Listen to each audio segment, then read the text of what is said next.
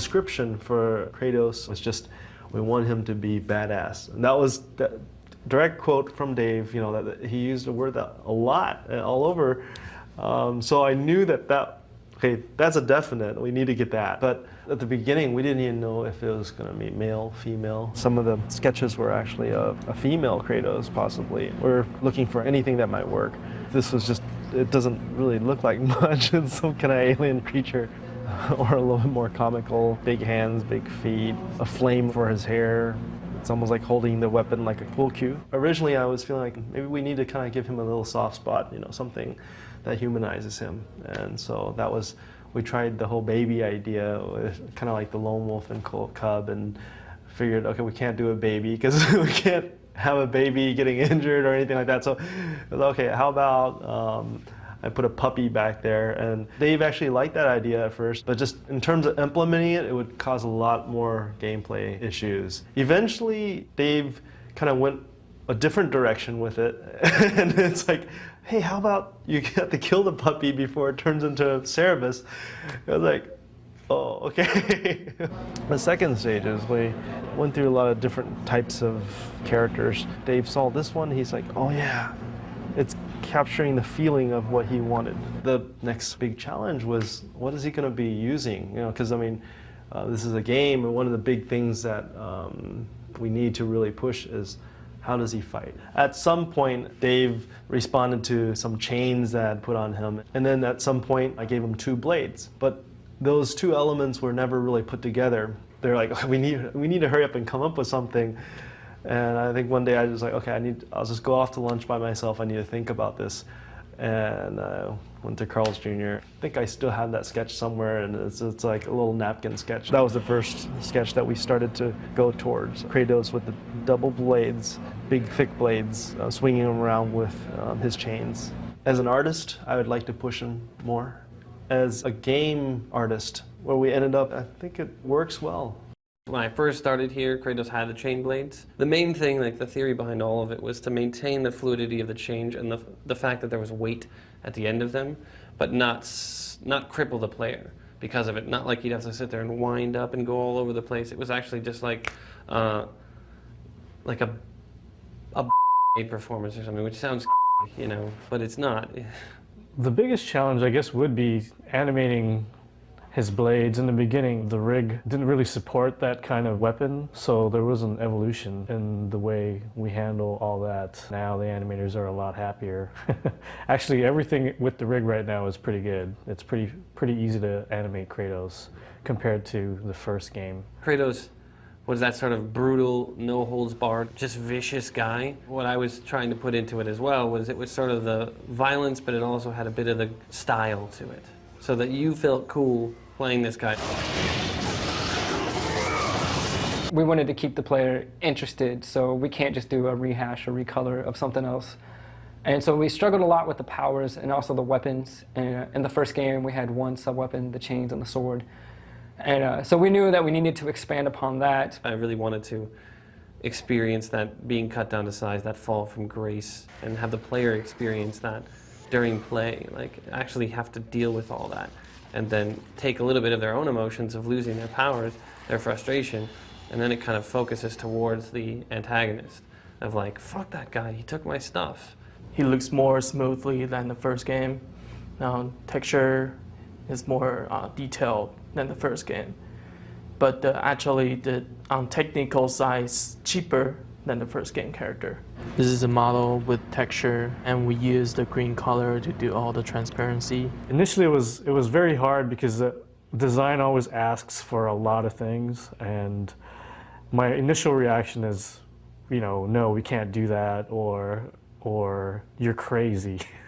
The tech group and myself, we kind of just beat our heads against the desks and we figure it out and we do it, you know, and then we actually see it and go, oh wow, you know, we can push Kratos to a higher level. He has full facial animation ability. We could do fine weighting. All the in-game cinematics are using this model. We're able to get closer to Kratos during actual gameplay and combat without any of the thing falling apart, which is fantastic. That's a really big thing. He really, I think, goes through a lot.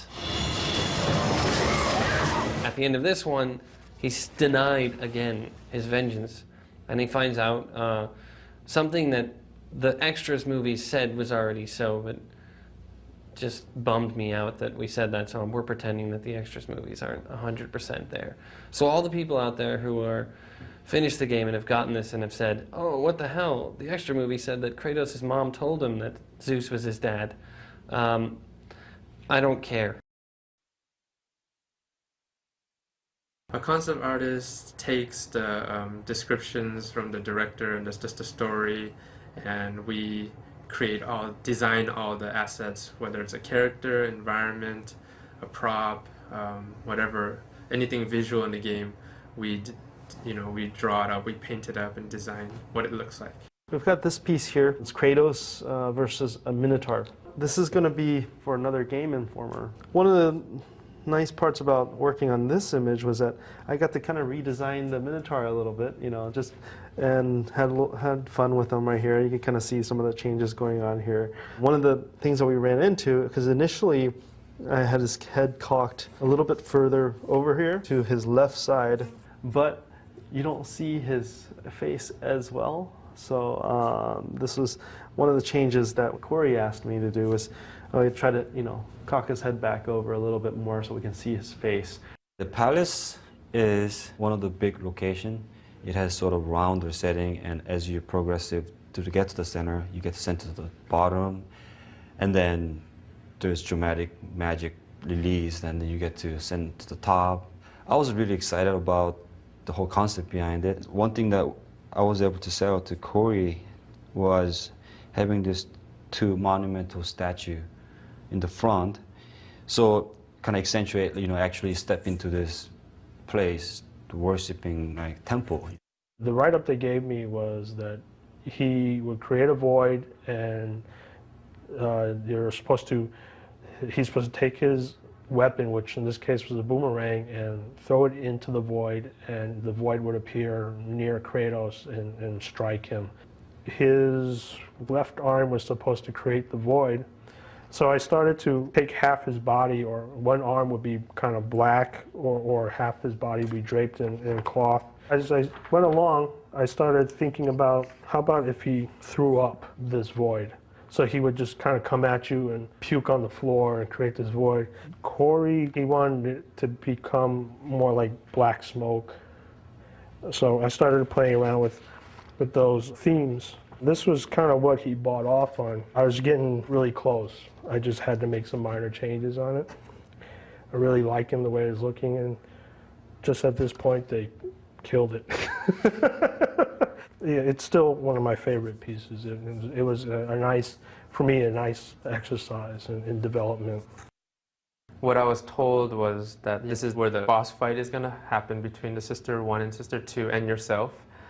And the limitations were on this one that it's opulent, just to bling it out, and it's just really grand. With a couple back and forths, I came up with the final image. It's a lot of detail because basically they need this in order to build. Right in these areas, there's like these blue rectangle things. And I was thinking maybe it's just like a top of a pillar, so it could be, metallic or something.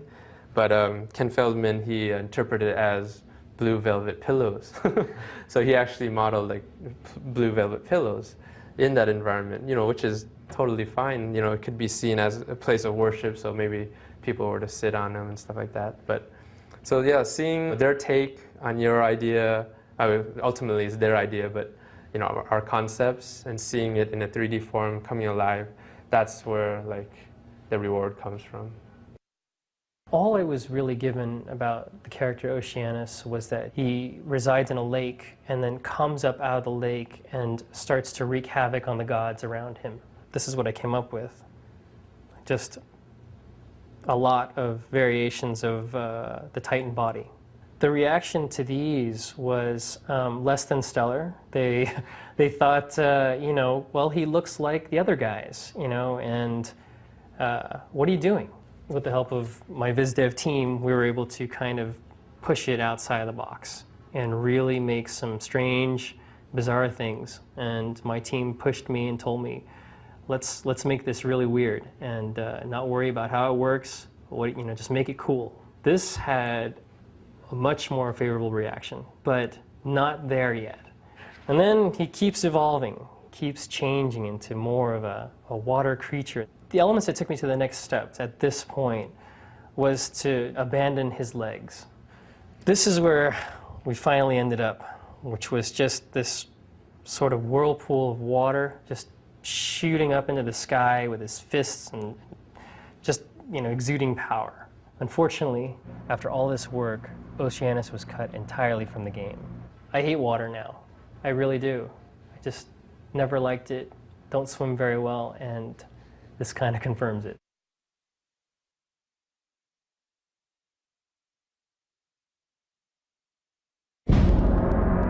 So I'm Stig, art director on God of War 2, and we're going to take a look at some of the lost levels of the game. During the pre-production stages of God of War 2, there was a lot of time spent developing different art concepts, not only on paper, but in 3D. We had a lot of new environment artists start on this project. Almost more than half of the environment team was fresh from other companies, and one of the things that we like to start them with is kind of building these test levels that gave them a chance to learn all the different techniques that we had created on God of War 1. But at the same time, it was good for the whole team because these guys came, they were kind of the rock stars of the companies that they worked at before, and they came here with all sorts of different techniques and methods, which they shared with the rest of the team. That's a big reason why you've seen such a big jump in the graphics between God of War and God of War 2 is because we got all these fresh ideas. The lost levels, they're not only a good proving ground for the artist to prove himself that he understands the tool and the technology, but it's also a good proving ground for the technology in general. Designing something like a Pegasus level is something that's very challenging for an artist. Because we've never done anything like it before. Everything from just the way that we build the geometry at a different level of detail because it's farther away from the camera to little things like the effects. This is kind of the canyon run stuff that we didn't get as much of it or any of it as we wanted to get. Atlantis was going to be an entire world in the game, and we lost that one too. Unfortunately. Maybe it'll come back some other day.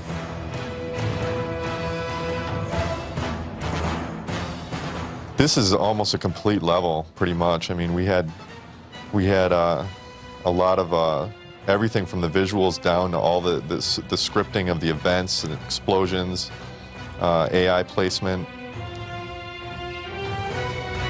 It's very sad that it had to get cut. I remember when I heard about it, I was in denial for a few days, but we made our way through it, and we were all very happy with the other levels, so it's nice that it got to make it onto the lost levels.